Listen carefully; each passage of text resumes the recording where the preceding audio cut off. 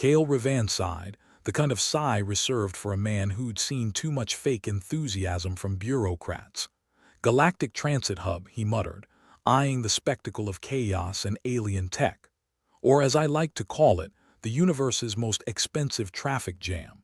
The hub sprawled out like a mechanical octopus, tentacles of steel and light stretching in all directions.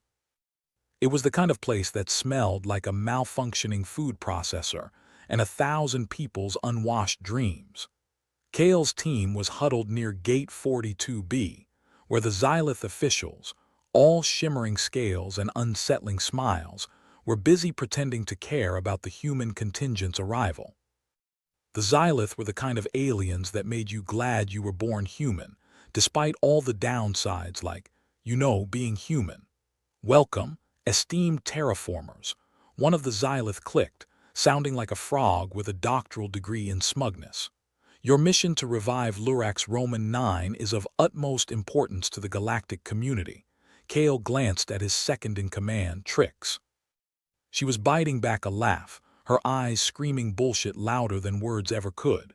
Yeah, utmost importance. Sure thing, he whispered to her, rolling his eyes. What was that, Mr.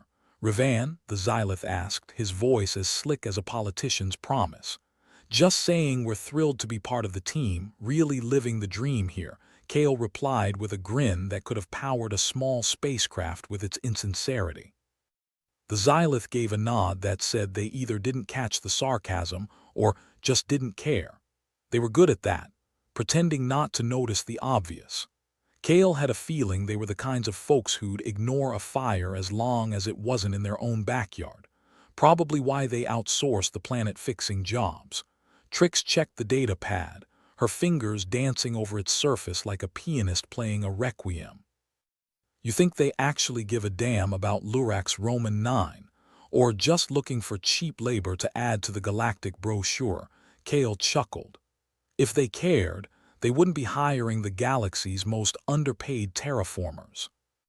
Hell, they'd just fix it themselves if they could be bothered. The team consisted of the usual suspects: engineers, biologists, a medic who could stitch up a wound blindfolded, and a mechanic who could make a starship out of toothpicks and spite. They were all veterans of the "we need this planet less dead, and we need it now" syndrome. What's the catch, boss? Asked Jax, a burly engineer with a face that looked like it lost a fight with a meteor shower. Catch is we work, they profit, and we probably get the shaft, Cale replied, scanning the crowd. And the food sucks, Jax snorted. Nothing new there. You think they've got our backs, about as much as a paper shield in a laser storm, Cale said. But hey, they're paying us to be optimistic, right? They moved through the hub like a pack of wolves in a henhouse. The Xylith watched them, eyes bright with the kind of interest that made Cale's skin crawl. No one seemed to notice the fine line between friendly and predatory, but Cale had a nose for these things. It was twitching like a rabbit on a caffeine high. Why do I get the feeling we're the sideshow here? Trix said, her voice low. Feel that too, huh? Cale replied. Like we're walking into a trap and no one told us to bring cheese. Stay sharp. The Xylith led them to a transport dock, a sleek vessel waiting like a promise of salvation or damnation. Cale couldn't decide which it was yet. Your transport to Lurax Roman 9, the Xylith announced, gesturing grandly. Equipped with everything you need for success. Well, everything except a guarantee we won't die in the attempt, Cale muttered, earning a chuckle from his crew. As they boarded the ship, Cale glanced back at the hub, a slow-burning suspicion gnawing at his insides like a particularly vindictive tapeworm. Tell me we got enough booze for the trip, Trix said, settling into her seat. Enough to forget what a terrible idea this is, Cale replied, but not enough to make it a good one. The transport rumbled to life, engines grumbling like an old man asked to move from his favorite chair. Within moments, the hub was a distant memory, a speck of light swallowed by the vastness of space. Cale watched it disappear, his mind already running through contingency plans like a rat through a maze. You think these Xylith bastards really plan to make us their pets? Jax asked, eyes fixed on the stars. If they do, they are in for a surprise. I don't do leashes, Kale said, his voice hard as neutronium. Trix smiled, razor sharp. Guess we'll just have to disappoint them then. The transport sailed on, and Kale knew one thing for certain. Whatever awaited them on Lurax Roman 9, it wasn't going to be pretty. But then again, neither were they. As they approached the planet, the crew went about their preparations, methodical and practiced. Kale checked his gear, making sure each piece was in its rightful place. The Xylith had given them maps, but Kale trusted those about as much as he trusted a politician not to lie. The ship landed with a thud that spoke volumes about the state of galactic transportation. Kale stood, stretching his arms over his head. "All right, team. Let's go make ourselves useful." They disembarked, stepping onto the cracked surface of Lurax Roman 9. The air was thick with the scent of decay, a bouquet of death and despair. Kale took a deep breath, feeling it settle in his lungs like a bad tenant. "Lovely," Trix said, wrinkling her nose. "Just like home. If home was a dying rock in the middle of nowhere," Kale replied, surveying the horizon. "Which, considering my upbringing, isn't too far off." The landscape was a mix of barren plains and jagged rock formations, littered with the remnants of what might have once been a civilization. Now, it was just a stage for their latest attempt to play God. "Let's get to work," Kale said, rallying his team. "We've got a planet to save and a paycheck to earn." Not necessarily in that order. As they set up their equipment, Kale couldn't shake the feeling of being watched. Maybe it was paranoia, or maybe it was just experience telling him that things were rarely what they seemed. Trix strolled over, a smirk on her face. "You look like you're expecting something to jump out of the bushes." "Wouldn't be the first time," Kale said. "But hey, if it does, at least we've got Jax to wrestle it." Jax grunted, hefting a massive toolkit.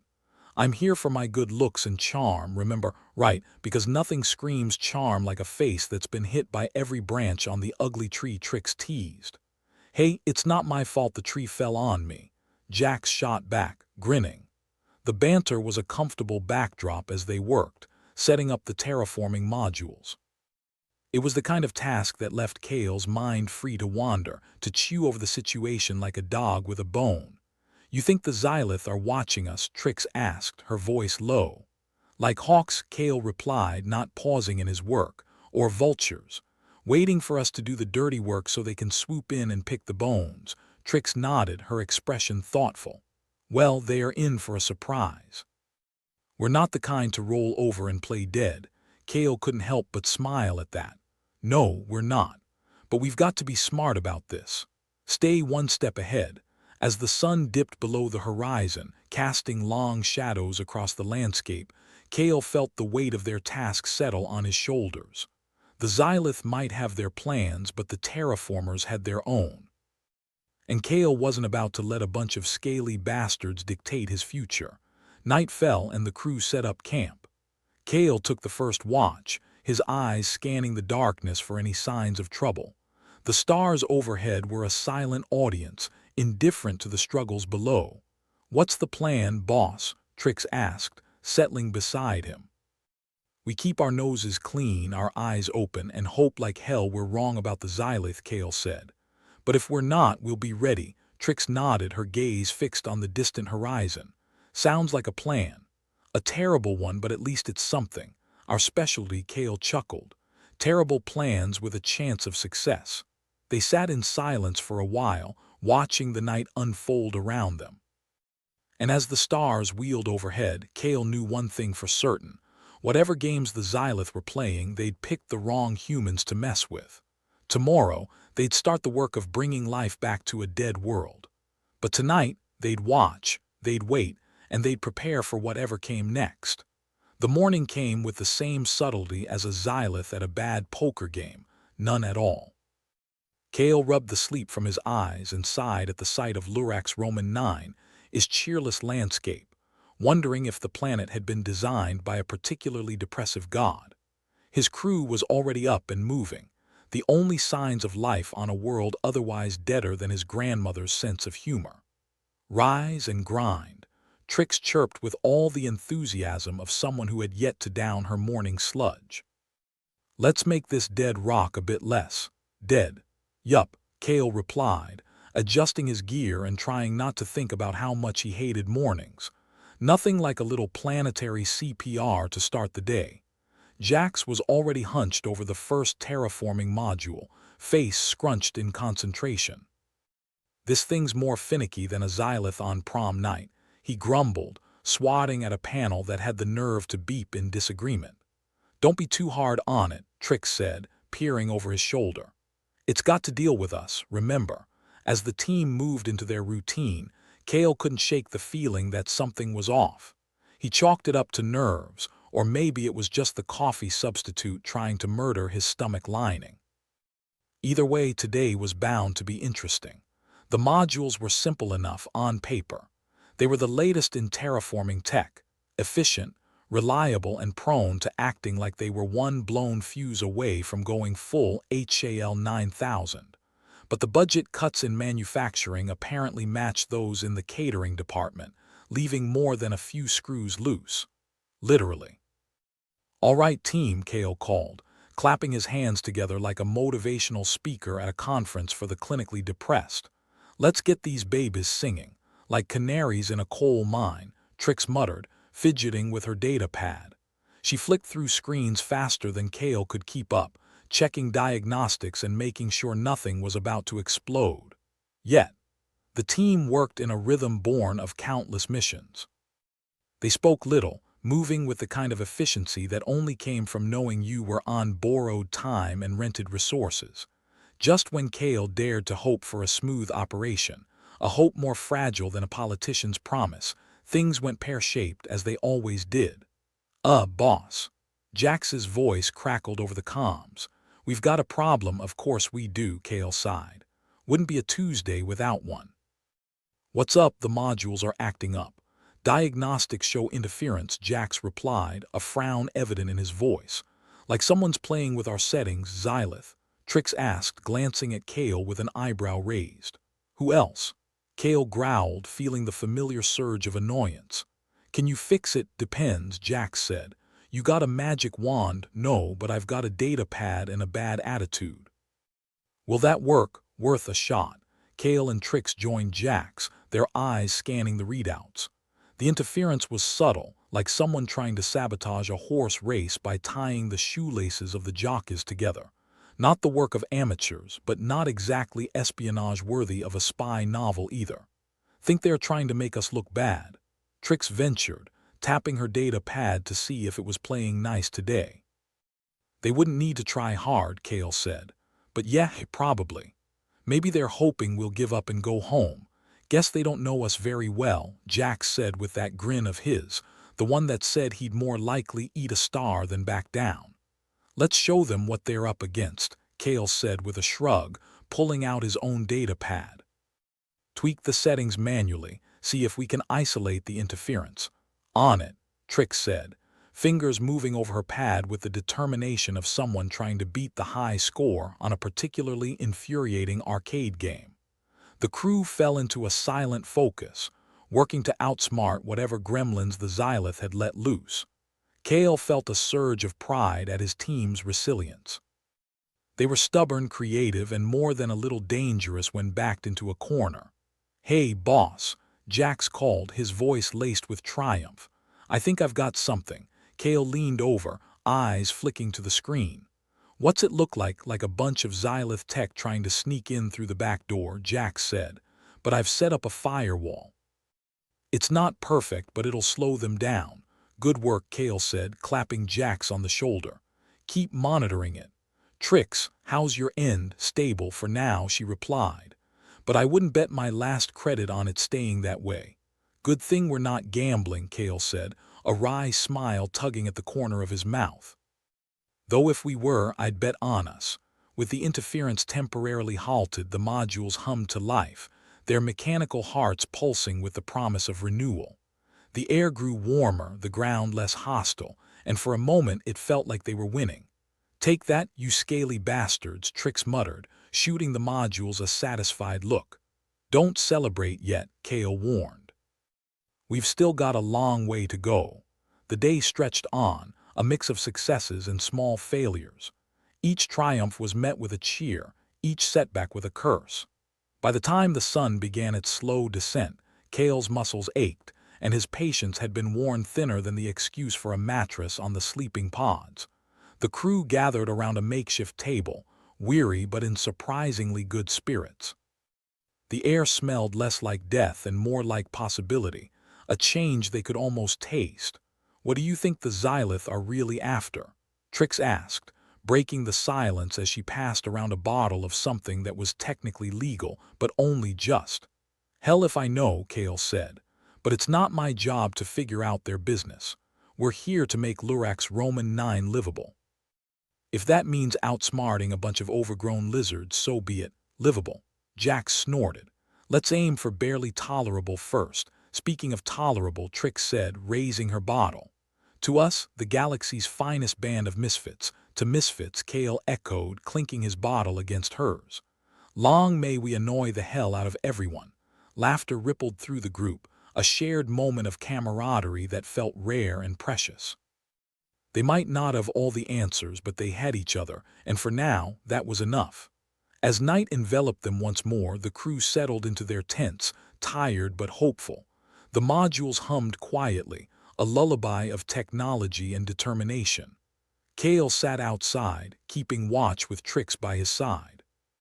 The stars above were distant and cold, but down here, with his team, he felt a warmth that defied the universe's indifference. "You think we'll pull it off?" Trix asked, her voice soft. "Honestly, I have no idea," Kale admitted. "But if anyone can, it's us. Always the optimist." "Someone's got to be," Kale said. "Might as well be me." They lapsed into silence, the weight of the day settling around them like a familiar cloak. Despite the odds, despite the Xylith and their games, Kale couldn't help but feel a flicker of hope. Maybe they'd bring life back to this world, or maybe they'd just give it one hell of a try. Either way, it would be a story worth telling, one of grit, humor, and a stubborn refusal to quit. Because if there was one thing Kale and his crew were good at, it was defying expectations. Especially the low ones set by those who didn't know them. And as the first light of a new day crept over the horizon, Kale knew their story was far from over. They had a planet to save, after all, and they weren't going to let a little thing like sabotage stand in their way. The morning was as welcoming as a Xylith smile, a grim reminder that the universe played favorites and humans weren't it. Kale rolled out of his tent, running a hand through his hair that felt more like straw than anything living. Each step toward the terraforming modules felt like wading through the molasses of responsibility. Around him, the crew were starting to stir, rising like the unenthusiastic dead. "Morning, sunshine," Trix greeted him, already jabbing away at her data pad as if it might confess its crimes under duress. "Better than yesterday," Kale grunted, squinting against the dull glare of Lurak's Roman 9, his sun. "All systems go, or is the universe still laughing at us?" "Mostly go," Trix said, her fingers a blur. "Though Jack's found some more evidence of tampering overnight. Our scaly friends have been busy." "Great," Kale muttered. "Can't wait to see what surprises they've left us today." Jax ambled over, a mischievous glint in his eye. "You know, boss, if I didn't know better, I'd say the Xylith just want to watch us dance. Dance, juggle, and eventually trip over our own feet for their entertainment," Kale replied. "Good thing I've got 2 left feet." The crew knew their roles, each person a cog in the machine they'd cobbled together from equal parts talent and desperation. But with sabotage afoot, they needed more than cogs. They needed a miracle worker. Enter Lyra Voss, the tech genius whose reputation preceded her like a comet tail, a blazing trail of brilliance, sarcasm, and unauthorized software updates. Kale had contacted Lyra through channels so convoluted they might as well have been spaghetti code. She'd agreed to help primarily, Kale suspected, because she couldn't resist a good mystery or a chance to piss off the Xylith. Lyra arrived in a ship barely holding together with duct tape and attitude, sliding into the dust with all the grace of a punch-drunk bar brawler. She stepped out, a vision of practicality, covered in grease and grins. Her eyes sparkled with the promise of trouble. "Where's the fire?" she called, surveying the scene with a critical eye. Everywhere if we're not careful, Kale said, extending a hand. She shook it, her grip firm enough to crack knuckles. Lyra Voss at your service. Though I offer no guarantees of sanity or success, Kale Revan, he replied. Sanity's overrated and success is a moving target. How do you feel about Xylith games? Love them, Lyra said, flashing a devious smile. Especially when I get to break their toys. With introductions out of the way, Lyra got to work, her hands moving deftly over the equipment like a maestro conducting an orchestra of malfunctioning tech. Trix and Jax watched, absorbing her methods with a mix of awe and envy. So, what's the Xylith's play here? Kale asked, leaning against a module that had decided not to explode today. Lyra shrugged, her attention split between her tools and Kale. Typical power move. They control the tech, they control the planet. And by extension us. The galactic equivalent of peeing on a tree, Jax added. Marking their territory, pretty much, Lyra agreed. But I'm not one to let someone else tell me where to squat. Her investigation uncovered hidden layers of Xylith influence, code woven into their systems with all the subtlety of a sledgehammer disguised as a feather. It was a masterpiece of overconfidence, the kind that made Kale's blood boil and curiosity spark. They've got contingency plans, Lyra said, examining a particularly nasty piece of code. Fail-safes. Basically, if we start getting anywhere, they can flip a switch and make us look like idiots. Not much of a stretch, Trix quipped, earning a snort from Jax. Kale crossed his arms, scowling. Can you get around it? Lyra looked up, a devilish glint lighting up her eyes. Oh, I can do more than that. I can make their system sing a song so off-key it'll make them weep. Just don't delete the universe while you're at it, Kale said, watching her work with a mix of admiration and apprehension. No promises, she replied, her fingers dancing over her data pad like a pianist on concert night. Halfway through the afternoon, one of the modules started belching smoke, the tech equivalent of a nervous breakdown. With a curse that could peel paint, Jax dove to contain the problem, his hands moving faster than a politician's excuses. Damn thing's about as stable as my last relationship, he muttered, wrenching open a panel. Which one? Trix called, scribbling notes and trying not to laugh. Take your pick, Jax shot back, digging through wires like a miner panning for gold. Kale watched the chaos unfold, a reluctant conductor to this orchestra of misfits and malfunctions. The Xylith were playing dirty, but that was just another Tuesday in the grand scheme of galactic politics. Lyra's presence was a comfort, her skill set a force multiplier in their ongoing battle with alien tech. She worked with a passion fueled by an understanding of systems and a disdain for anyone who thought they could outsmart her. They think they are so clever, Lyra said, eyes glued to her pad. But they've never met anyone who spent a whole semester hacking into the school's grading system just because she was bored. Did you? Kale asked, not entirely surprised. With flying colors, Lyra said proudly, twisting a wire into submission. Though they didn't see it that way, the day dragged on, a relentless march of time marked by small victories and setbacks. By the time the sun sat low on the horizon, Lyra had made significant progress. The Xylith's influence was being systematically cut away, piece by piece. We're not there yet, Lyra cautioned, wiping her brow with the back of her hand. But they won't have such an easy time meddling now. Kale nodded, feeling the weight of the situation like a comet pressing down on his chest. They were walking a tightrope over a chasm of uncertainty, but at least now they had hope, the fragile, stubborn kind that refused to die. As evening fell, the crew gathered for a meal that was more calories than cuisine, sharing stories and laughter under the growing dark.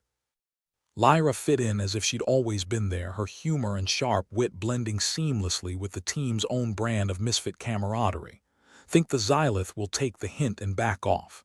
Trix asked around a mouthful of something that claimed to be beef. They might, Kale said, though he didn't believe it for a second. But I doubt it. They're not the giving up type. Neither are we, Jax added, his grin as fierce as ever. To stubbornness, Lyra said, raising her canteen in a salute. To being a pain in the ass, Kale echoed, clinking his canteen against hers. The air buzzed with a sense of determination, a shared understanding that they were in this together. Against the Xylith, against the odds, against a universe that seemed perpetually out to get them. As the stars began to twinkle in the sky, a reminder of how insignificant they were, Kale felt a rare sense of peace. They were small, yes, but they weren't alone. They had each other, and as long as they had that, they could face whatever the Xylith threw their way. And as they prepared for another night on the desolate surface of Lurax Roman 9, Kale allowed himself a moment of optimism. Because sometimes, just sometimes, stubbornness was enough to keep you going. The morning of Lurax Roman 9 greeted Kale like an unwanted tax collector. The air was thick and sticky, a byproduct of the terraforming module's desperate attempts to make the planet vaguely habitable. Kale stood surveying the desolate landscape, a stretch of dirt and disappointment under a sun that seemed to have given up trying to shine. It matched his mood perfectly. Lyra was already knee-deep in wires and panels, her attention fixed on a particularly stubborn piece of tech that seemed hell-bent on defying her genius. "Morning, boss," she called, not looking up. "How's Planet Salvation going? Did we get a memo that the universe stopped caring?" "I'm sure it's lost in the mail with my pension plan," Kale replied, taking a swig from his canteen, which tasted suspiciously of regret. Jax sauntered over, wiping grease from his hands with the kind of casualness reserved for those who'd seen worse and lived to complain about it. "Have you heard the latest from our dear Xylith overlords?" "Can't wait," Kale said, already bracing for bad news. With the Xylith involved, it was never anything but. "They're accusing us of incompetence," Jax said, barely containing a laugh. "Said if we can't handle this, they'll take over and show us how it's done." Kale snorted. "Considering their version of handling it involves sabotage, I'm thrilled they are so eager to lend a hand. Maybe they'll teach us how to tie our shoelaces next." "They're probably just upset our systems haven't imploded yet," Trix chimed in, tapping her data pad with a vengeance. "They must be itching to watch us screw up." "Well, they can keep itching," Lyra said, her voice muffled as she disappeared further into the guts of a module. "I've got no plans to make their dreams come true." The news spread among the crew like wildfire, sparking a defiant resolve. If the Xylith wanted a show, they were going to give them one hell of a performance. Kale could feel the tension in the air, a heady mix of frustration and determination. They were under scrutiny, watched like insects in a jar by the aliens who pretended benevolence with smiles as sincere as a politician's promises. "Got a plan, Cap?" Jax asked, leaning against a module that hissed ominously. "Working on it," Kale said, though his mind was already churning through the possibilities faster than a hyperdrive on the fritz. "Lyra, think you can give us an edge?" Lyra popped her head out, eyes sparkling with the light of 1,000 mischievous ideas. "Oh, I've got a few tricks up my sleeve, but we'll need to keep it under wraps. Xylith won't like it when their toys stop playing by their rules." "Perfect," Kale said, his voice dropping to a conspiratorial whisper. "Let's keep them guessing." The crew huddled together, a ragtag assembly of stubborn misfits united by a common goal, to prove those scaly bastards wrong. Trix laid out a map of the modules, marking potential weak points the Xylith might exploit. Jax suggested tightening security, rigging alarms to alert them of any further alien meddling. "Think they'll catch on?" Trix asked, glancing over at Lyra. "Not if I can help it," Lyra said, her fingers a blur over her pad. "We'll need to be sneaky. Make it look like we're just doing routine maintenance, nothing fancy." Kale nodded, appreciating the subtlety. "And if they do catch on, we'll just have to improvise. We're good at that." "We better be," Jax added. "Otherwise, we'll be the ones dancing to their tune." The day wore on, an endless cycle of adjustments and countermeasures, all while casting furtive glances at the sky, half expecting a Xylith ship to swoop down and ask for their homework. Lyra's fingers danced over her pad like a virtuoso crafting code with the finesse of a master painter, but in binary. "How's it looking?" Kale asked, checking in as the sun started to make its lazy descent. Like a Xylith's worst nightmare, Lyra replied, grinning. I'm weaving a little chaos into their routines. Should keep them busy chasing their tails. Just what we need, Trix said, her own pad humming with activity as she synchronized their efforts. A good dose of anarchy. It'll be like a party but with more explosions. Let's just hope we're not invited, Kale said, scanning the horizon for any sign that their plans had been detected. The Xylith surveillance was increasing. Their presence felt even when they weren't visible. Kale imagined them watching from orbit, their beady eyes glued to screens, waiting for something to amuse them. Well, he thought, they might have to find their entertainment elsewhere. As the crew gathered for another meal, the mood was a strange blend of optimism and gallows humor. They were up against the odds, but that was nothing new. If anything, adversity just made the victories taste sweeter. Here's to another day of not blowing up, Jack said, raising his ration pack in a mock toast. And to showing the Xylith what humans are made of, Trix added, her grin as bright as a supernova. Stubbornness and bad decisions, Kale suggested, earning a round of laughter from the crew. Lyra smirked, her eyes twinkling.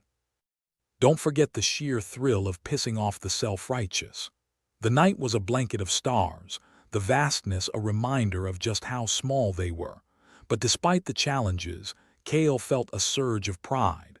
They were defying expectations, standing firm in the face of alien interference, and doing it with a style all their own. As the crew settled down for a restless sleep, Kale took one last look at the modules, their lights blinking in the dark like signals from a distant shore. They were far from safe, but they were together, and that was enough. Sleep tight, folks, Kale said, his voice low. Tomorrow's another day in paradise. Can't wait, Lyra replied, already half asleep, her mind no doubt whirring with new schemes. Kale lay back, staring up at the sky, wondering what the Xylith would try next. Whatever it was, they were ready. And as long as they kept fighting, there was hope. Thin, flickering, but hope nonetheless.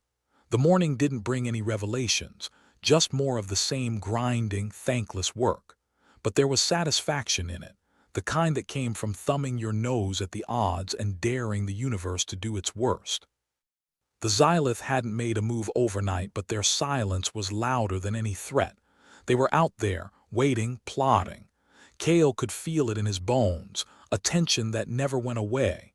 Anything new? He asked as he joined the crew for their morning briefing. Just the usual, Trix said, yawning. Data pad's still giving me a headache, but nothing's exploded yet. That's progress, Jack said, sipping his coffee like it was the elixir of life.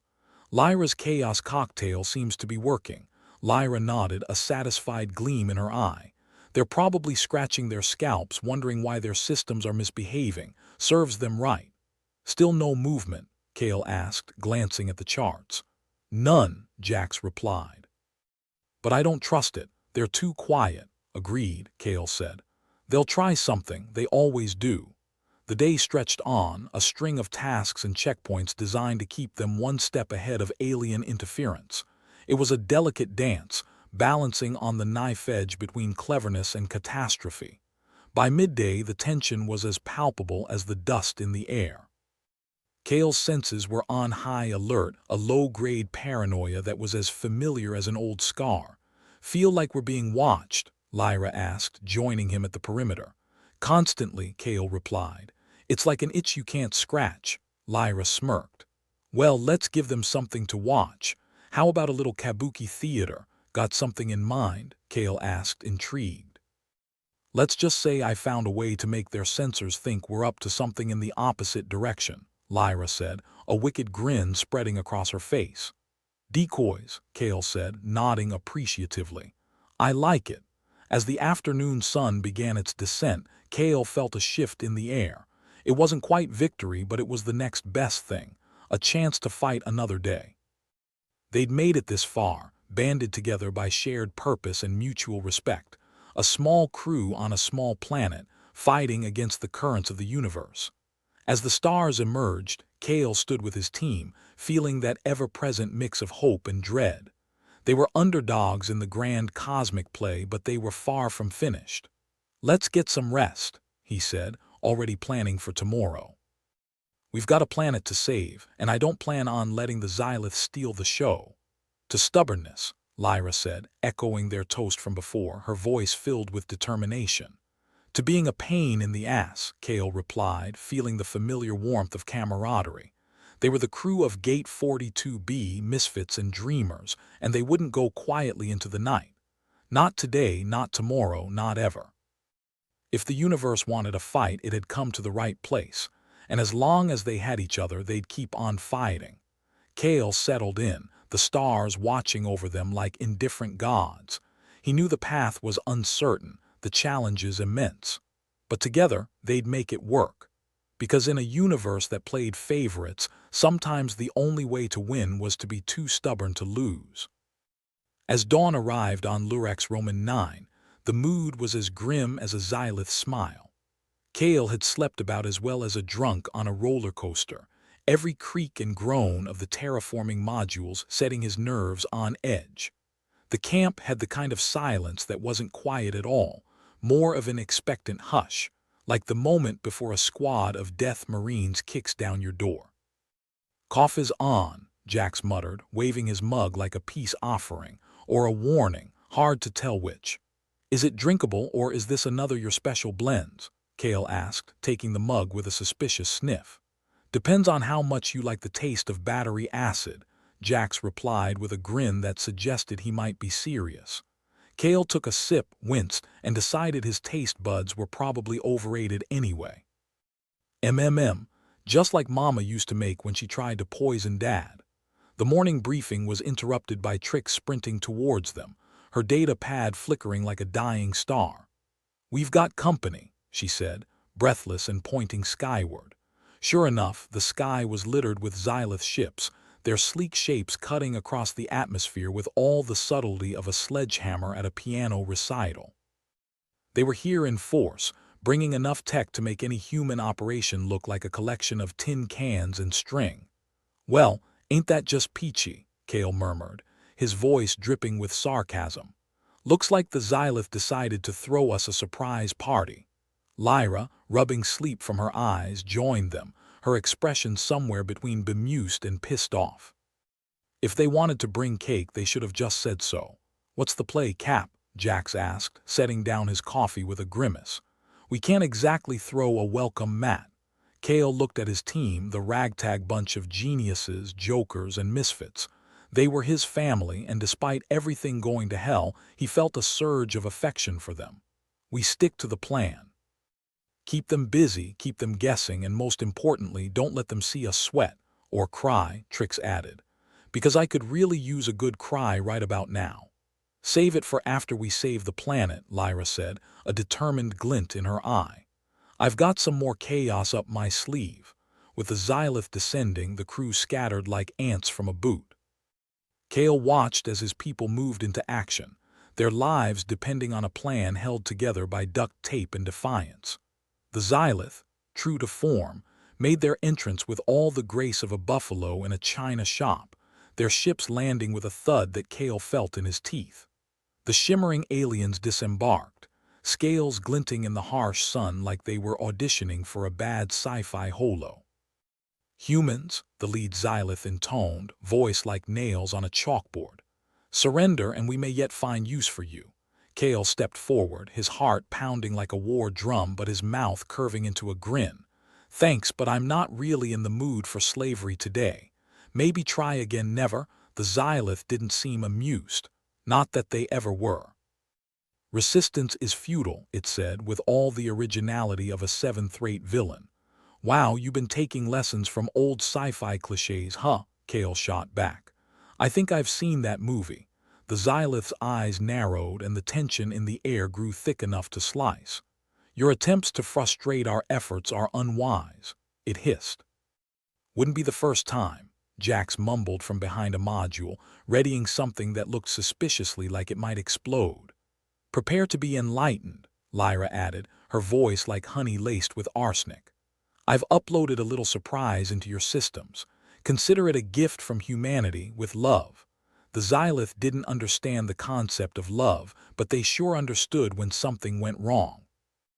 Their ships suddenly powered down, lights flickering as the confusion spread through their ranks like a bad case of space lice. "Got him," Trix murmured, her fingers flying over her pad. "But we won't hold them for long." "Long enough," Kale said, his mind racing with possibilities. None of them good, all of them desperate. As the Xylith scrambled to regain control, Kale rallied his crew. They were outnumbered, outgunned, but if there was one thing humans excelled at, it was fighting with their backs to the wall. "Let's make this count," Kale said, his voice steady despite the terror clawing at his insides. "Every minute we buy is another they don't get." Jax gave a crooked grin, his usual bravado tempered with the grim reality. "Last one standing buys the first round," Kale laughed, the sound like dry leaves in the wind. "You're on." Their temporary advantage quickly dissolved as the Xylith adapted, their systems rebooting with alarming speed. The crew was forced into a retreat, dodging fire as they scrambled for cover.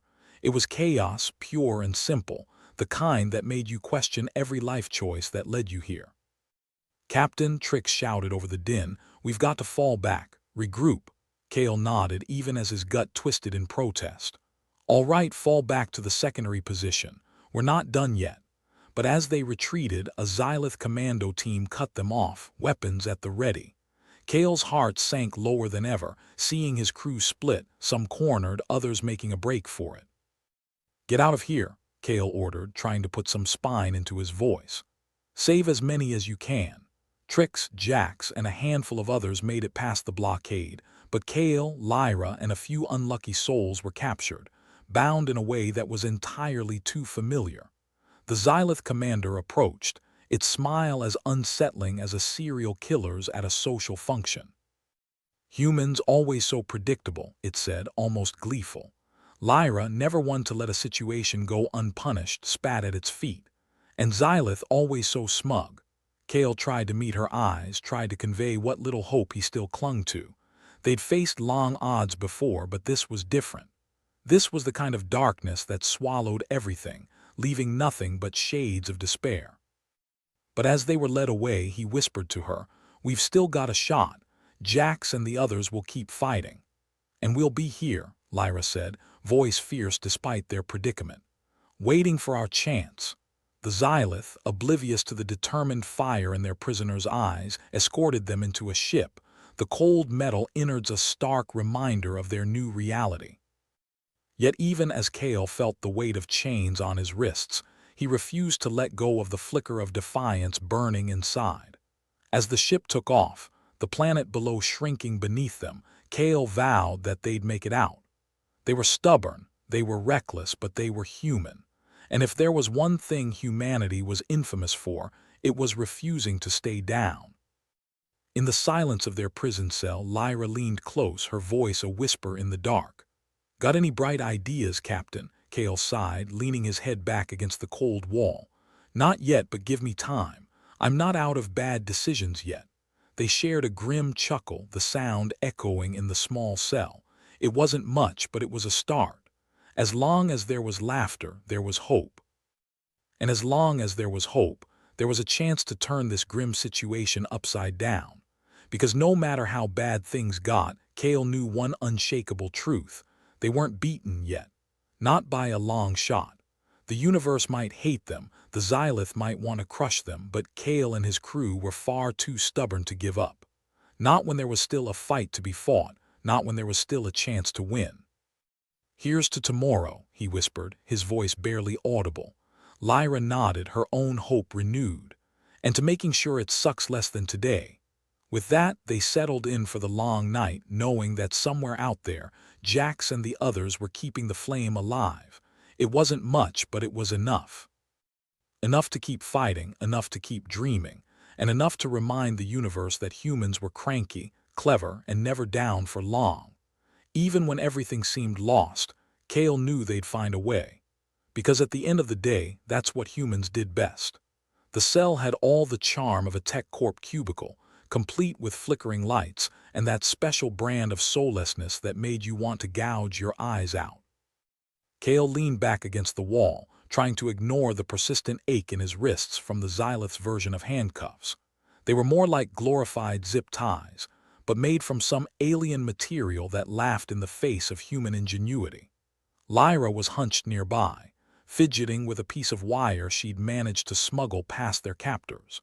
Leave it to her to turn a hairpin into a potential weapon of mass inconvenience. "Got any bright ideas for a breakout, Houdini?" Kale asked, his voice low and conspiratorial. Lyra glanced up, a faint smirk on her lips. "Considering I'm down to a wire and my wits, you're gonna have to manage your expectations." Kale chuckled dryly. "Expectations are already 6 feet under, but thanks for the reminder." There was a brief pause as the two of them listened to the distant hum of the ship. Outside their cell, the Xylith were probably congratulating themselves on capturing a few scrappy humans. The thought made Kale's blood boil, though he managed to keep his irritation in check. "For now, we need to find a way to get in touch with the others," Lyra said, her eyes narrowing thoughtfully.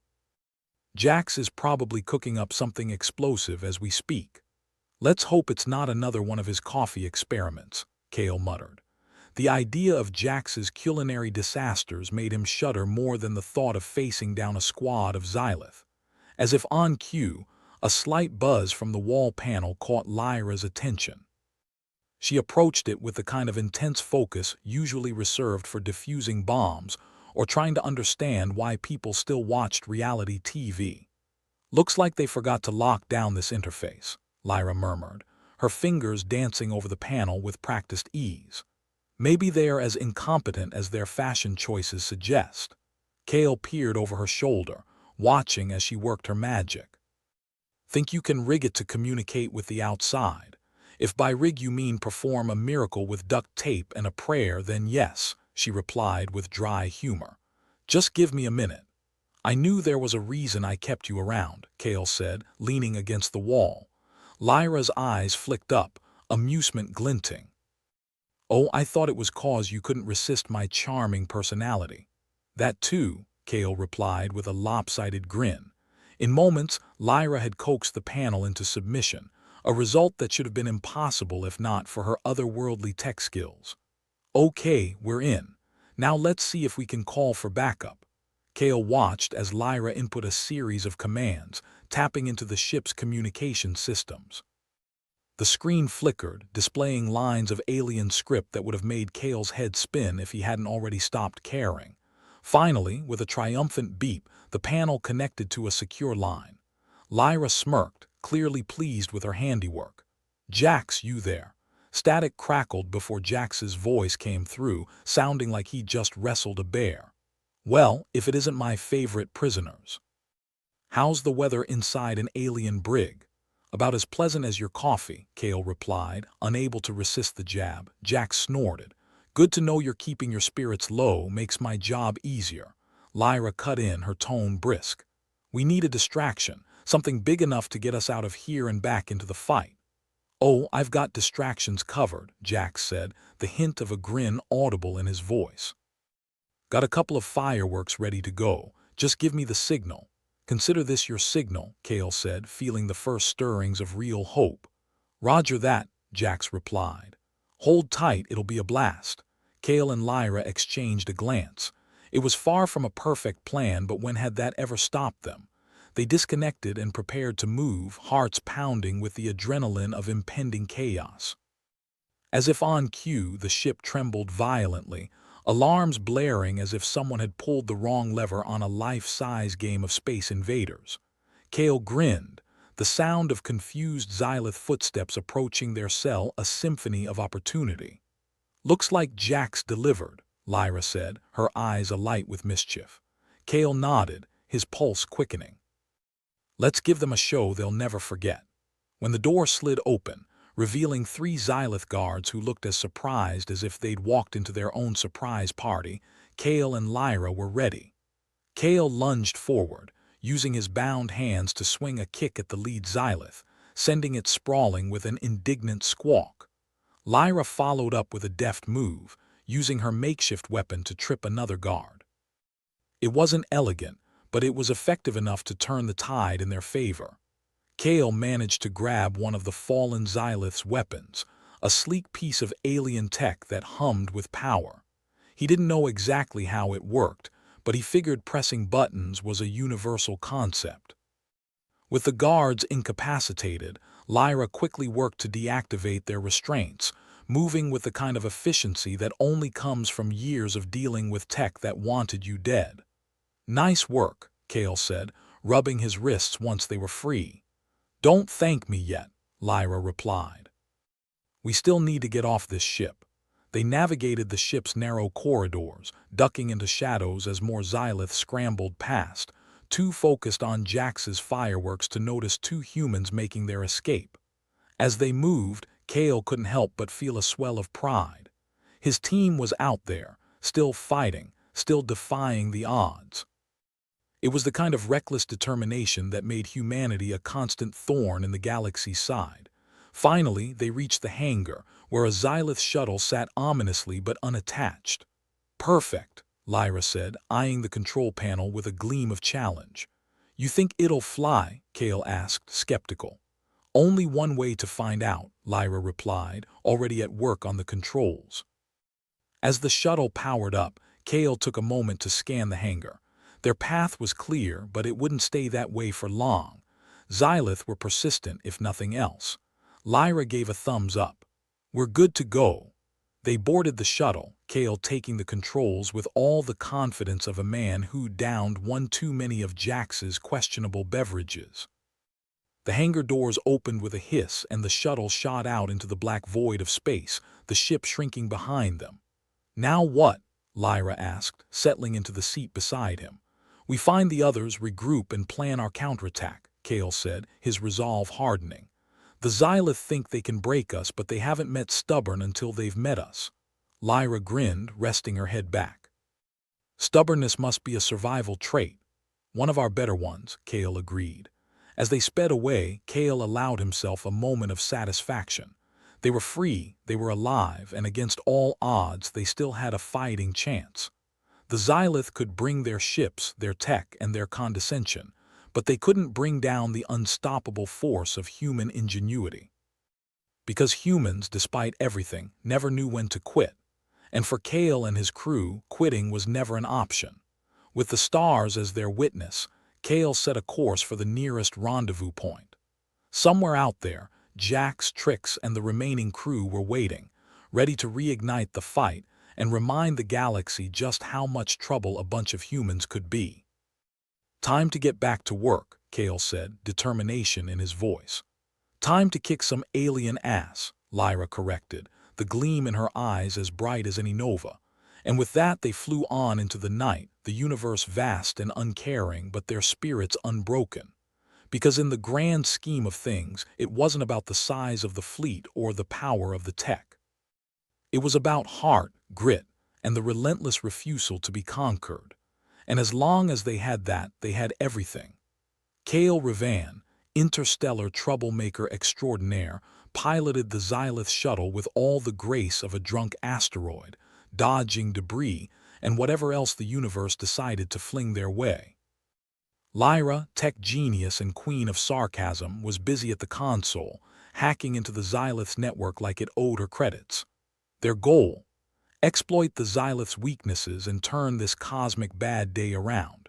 You'd think with all their scales and smugness, they'd have better security, Lyra muttered, fingers flying over the keys. Each line of alien code unraveling beneath her touch was a small victory for humanity, one snarky comment at a time. Kale smirked, glancing over. Maybe they spent too much on the glitter department and not enough on firewalls. Lyra's expression was one of mock horror. "Priorities, Kale. You can't be terrifying galactic overlords without a good shimmer." "Of course, what was I thinking?" he replied, rolling his eyes. "So, how's it going over there, Houdini?" "Their systems are about as secure as a wet paper bag," Lyra said, her tone rich with disdain. "I'm in. Now let's see how they like a little human ingenuity." As Lyra dove deeper into the Xylith network, Kale maneuvered the shuttle closer to the belly of the beast, the Xylith mothership, a behemoth of alien arrogance. Its size was impressive, sure, but Kale had learned the hard way that size didn't matter when humans were involved. It was all about nerve and the willingness to kick where it hurt. "Jax, you got eyes on their control systems?" Kale asked, opening a channel to their go-to guy for all things explosive and mildly insane. "Roger that, boss," Jax replied, his voice crackling through the comms with the familiarity of a bad habit. "I've got enough homemade fireworks to light up a Xylith New Year.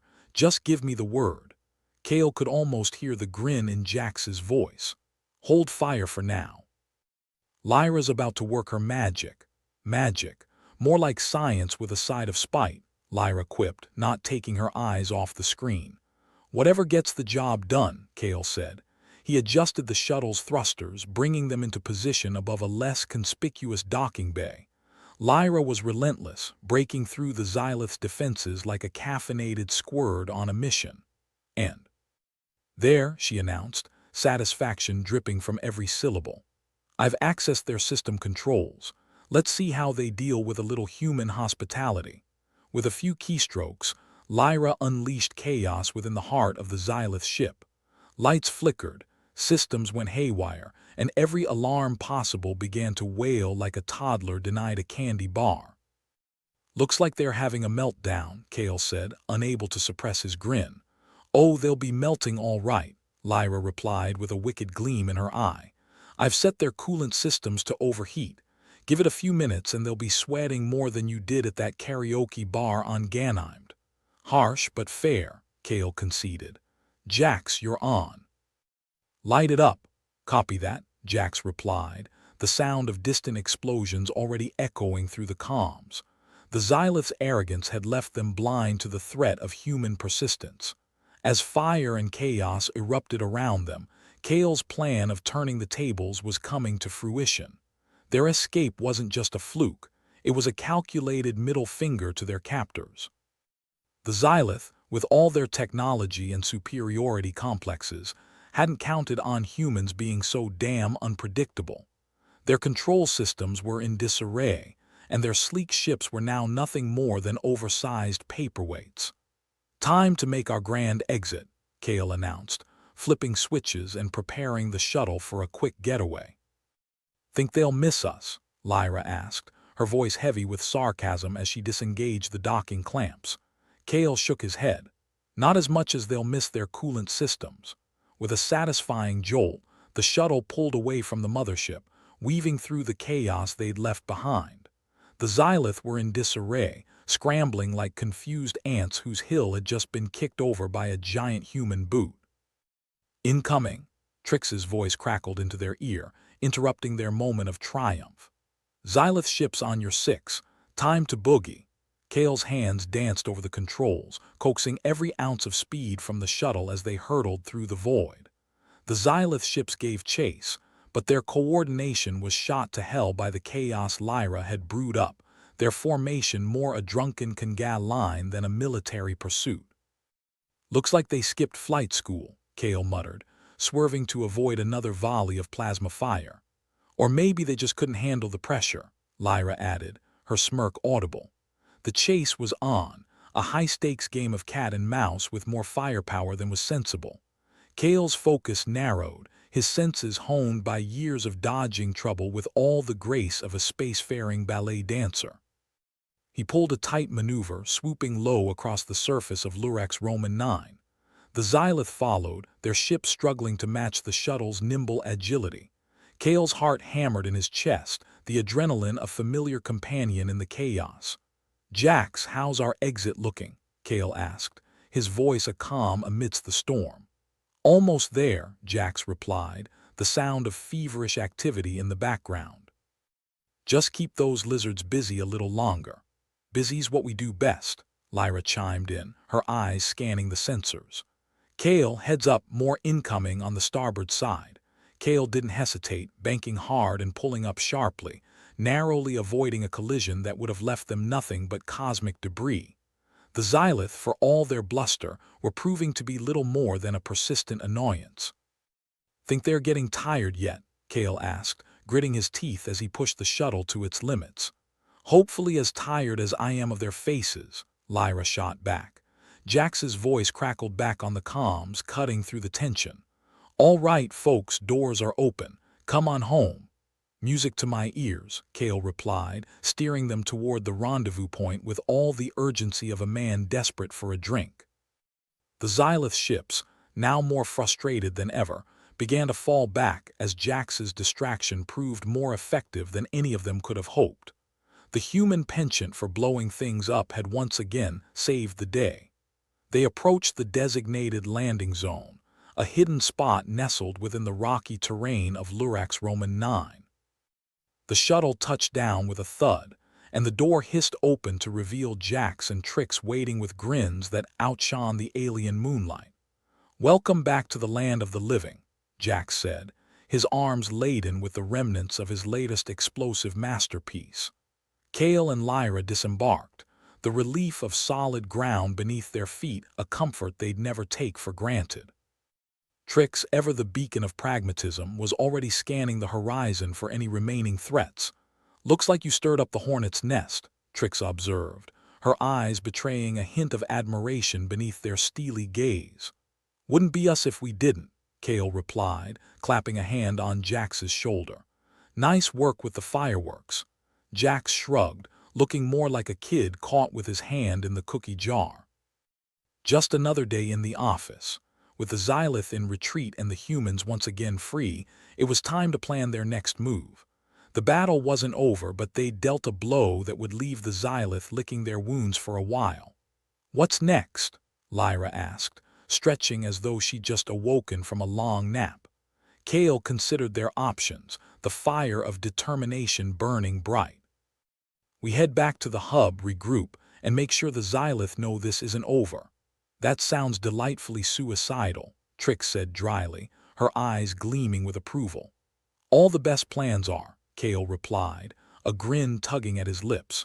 With their path clear and their spirits unbroken, Kale and his crew set their sights on the next chapter of their journey. The universe might not have played favorites, but that was fine. They'd make their own luck, one battle at a time. In a galaxy where humans were often overlooked, underestimated, and dismissed, Kale's team had proven that heart, grit, and a healthy dose of stubbornness were more than enough to level the playing field. As they prepared to depart, Jax looked at the expanse of stars above them, his expression thoughtful. "You know, sometimes I wonder if we're just ants in someone's twisted sandbox." "Probably," Lyra replied, her tone breezy. "But we're the ants with the best toys." With that, the team boarded their ship, the engines roaring to life with a familiar hum. Kale took his place at the helm, the controls fitting his hands like an old glove. "Ready to raise some hell?" he asked, his gaze sweeping over his crew. "Ready as ever," Jax said, settling into his seat with a satisfied sigh. "Let's show them what humans are made of," Trix added, her eyes alight with the fire of rebellion. As their ship lifted off, the humans left behind a world rocked by their defiance, their laughter echoing into the vastness of space. The Xylith might have been powerful, but they discovered the hard way that humans were a force to be reckoned with. And as long as there was a fight to be had, Kale and his crew would be there, ready to take on the galaxy with wit, courage, and a smile that said, "Bring it on." After all, in a universe that loved to stack the odds, humans had a knack for flipping the script, and they wouldn't have it any other way. Kale reclined in his pilot's seat, letting out a long exhale that felt like it had been stored since the beginning of time, or at least since the beginning of their escape. The shuttle thrummed beneath him, as dependable as an old drinking buddy who knew all your vices and had the decency not to judge you for them. "Well, that was an adventure," Jax said, breaking the silence with the subtlety of a grenade. "I feel like I've just wrestled a Xylith and won, without the scales and the giant ego, obviously. And yet here we are, neither fried nor detained," Kale replied, his voice laced with relief and a pinch of pride. "Guess we showed them what playing with humans gets you." Lyra, ever the queen of sarcasm, leaned back in her seat and shot a mock salute in Kale's direction. "To glorious battles and slightly less glorious escapes. One more for the history books, or at least the you won't believe what happened bar tales." Let's just hope we don't end up as a cautionary tale, Trix added, her eyes still scanning the horizon like a hawk with a caffeine addiction. Though I have to say, I've never seen anyone mess up a Xylith ship so thoroughly. They were less an armada and more a comedy routine by the end. Kale chuckled, the sound rough but genuine. Yeah, well, I figure the universe owes us one, maybe even two. The atmosphere in the shuttle was relaxed, if only for the moment. The air was thick with the scent of burnt circuits and sweat, a perfume only a crew of misfits might find comforting. But comfort was a luxury they rarely afforded themselves, and after their run-in with the Xylith, they knew better than to let their guard down for long. "So, what's our next move?" Lyra asked, her fingers already dancing over her datapad, probably plotting their next great act of human audacity. "We regroup at the hub," Kale replied, his tone sober, "and see if we can turn this little stunt into something more than a flashy escape, like peace treaties and alien alliances," Jax quipped, his sarcasm only partially clouding his curiosity. "Something like that," Kale said, a wry smile tugging at his lips. "We might not be the universe's favorites, but we've shown we're not to be ignored." Trix nodded, clearly on the same page. If the Xylith thought they could bully us into submission, they are in for a rude awakening. We've got allies in unlikely places, and they might just be crazy enough to join us. Crazy attracts crazy, Lyra agreed, her eyes twinkling with mischief. And I have a feeling there are more than a few out there who'd love to see the Xylith knock down a peg. The thought was both exhilarating and daunting. Humanity's place in the universe was precarious. A tightrope walk where the net below was less a comforting safety and more an abyss filled with Xylith teeth. But they had an opportunity now, a chance to turn their own brand of chaos into something constructive. As they approached the Galactic Transit Hub, a place as chaotic as a toddler's toy box but infinitely more expensive, Kale's mind wandered. He thought about the alliances they could forge, the species they might sway to their cause. Aliens who had long since tired of the Xylith's condescending smiles and shimmering scales. "Think they'll listen to us?" Jax asked, interrupting Kale's thoughts, his voice laden with a rare touch of uncertainty. "They'll listen," Kale replied, his voice firm. "Or we'll make enough noise that they won't have a choice." The shuttle docked with a shudder that suggested either the docking clamps needed maintenance, or they were being welcomed with all the enthusiasm of in-laws on holiday. The team disembarked, stepping onto the hub's bustling platform. The air was thick with the sounds of commerce and conversation, a symphony of life in a metallic jungle. They made their way through the throng, dodging the usual mix of traders, travelers, and the occasional Xylith, who'd perfected the art of obliviousness to the human presence. An art form that Kale found both amusing and infuriating. Trix paused at a vendor, a wiry alien with more arms than morals, to procure some supplies. Food and ammo. "The staples of any good rebellion," she said as she tossed a packet to Jax, who caught it with the enthusiasm of a dog snagging a treat. Meanwhile, Lyra was already chatting up an alien technician whose species Kale couldn't quite place. The exchange was brief, punctuated by laughter and the occasional gesture toward the Xylith mothership looming in the distance. When Lyra rejoined the group, her grin was wider than ever. "Seems our stunts already got the locals talking. Word is spreading faster than a Xylith Bale hearing," Lyra informed them, her voice a mix of excitement and mischief. "Good," Kale said. "The more voices added to the chorus, the better our chances."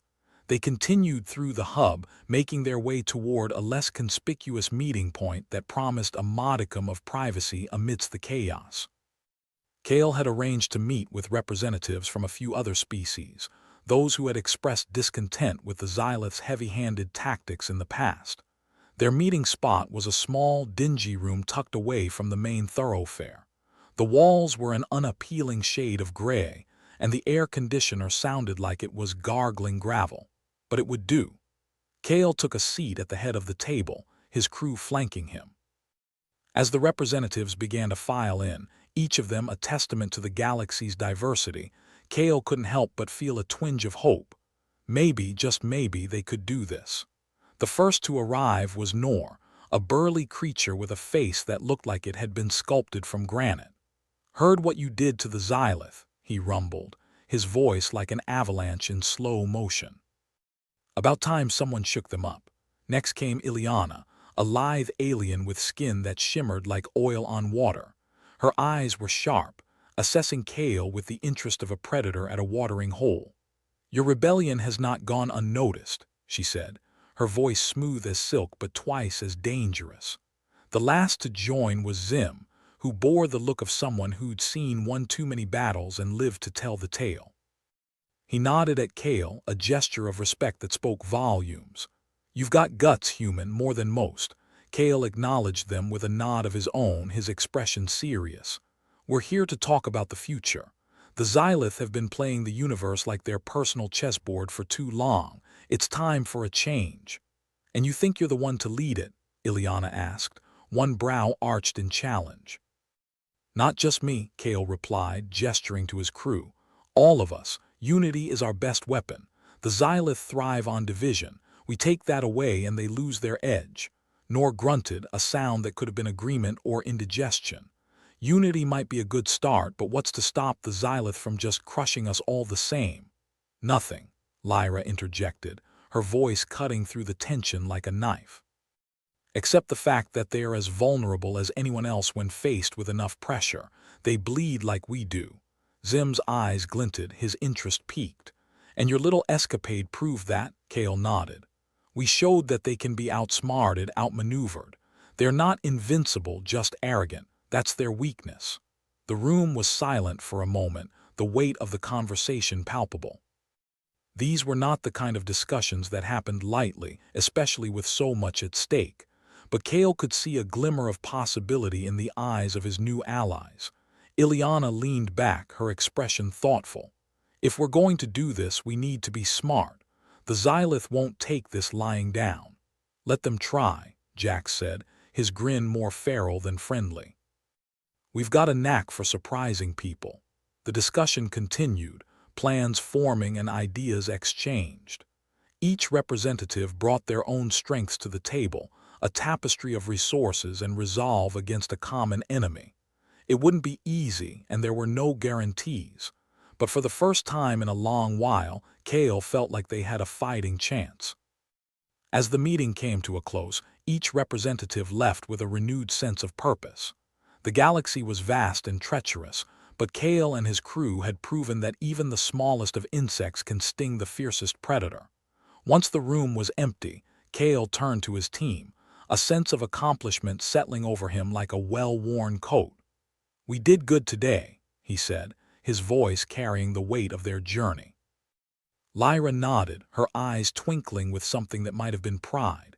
"Not bad for a bunch of renegades." Trix crossed her arms, a rare smile tugging at her lips. "Who knows, maybe we'll even make heroes out of ourselves." "Or martyrs," Jax added with a chuckle. "Either way, it's bound to be interesting." Kale stood, the gravity of their mission still pressing on him, but it was a weight he was willing to bear. They had allies now, a chance to rewrite the rules of the universe in their favor.